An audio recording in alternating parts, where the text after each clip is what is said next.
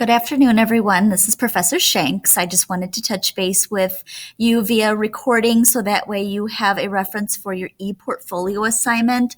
I know this assignment is one that causes a lot of contention for students. It's kind of confusing, so I wanted to create a video for you to reference and hopefully it makes sense. If not, feel free to reach out to me, of course, but watch this video first.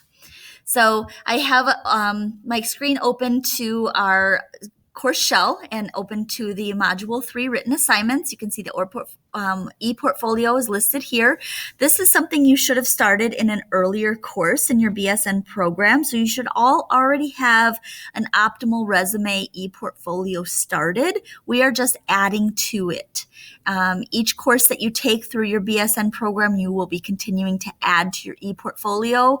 And then at the end of your program, this is something you will submit in total and get a grade for. So it really does benefit you to work on it all along the way so it's not so overwhelming at the end. So you are going to answer these 4 questions in your ePortfolio. But my recommendation to you is to always use the template. So if you go over here to your professional portfolio information and click on that, you can see all this extra information is listed here for you. You will choose a previous assignment that you've already had feedback on. It can be from this course or it can be from a previous course in the BSN program. You need to decide on one of the student learning outcomes, 1 through 8. You can click on them and read what they are. And then try to find so SLO1 or Student Learning Outcome 1, construct safe, evidence-based, client-centered, and culturally competent holistic approaches to care for diverse individuals and or groups. So you can choose to use a writing assignment from this course or from a previous course or even a discussion posting that you did in this course, possibly on, maybe the diversity or awareness that you gained from reading about ethical dilemmas in genetic testing that we did last week in our discussion board. That might be an appropriate one. Regardless of what you choose, you're going to write about a paragraph or 3 to 5 sentences per question for each of these. Just go ahead and use this template. So if you save it, then it's yours to add on. That way, you're not going to miss any parts of it. Go ahead and just update it so that it meets your needs. You can put your name in. Oops, can't spell. Okay. Oh. Okay, so go ahead and just update this so that it's appropriate for you. And then fill in the answers. Just go ahead and type right on here. You must leave the SLO on the document. It has to be on there. It's part of the rubric. So if you don't have the SLO listed, you'll get docked on points. So just use this template, leave it as is, and just fill in 3 to 5 sentences per question. So just type why you picked it, and then for each of these questions here. Once you're done filling in all that, you would go to your optimal resume.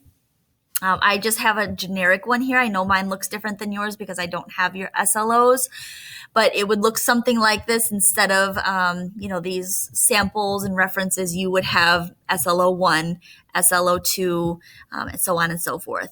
So you'll decide if you chose to do SLO1, you'll go down to the category that reads SLO1, and you will upload this reflection in here, or download rather. So you click on that and download your reflection under the appropriate category. You will also download the document that supports that reflection. So if you chose Module 1 written assignment, you also need to include Module 1 written assignment on your portfolio. So you'll also upload that under SLO1 if that's what you choose to do. This is very autonomous. You can pick how you do it, but you need to do the reflection as well as the document. So after you have uploaded both of those, you can, you're going to share with me. Oops.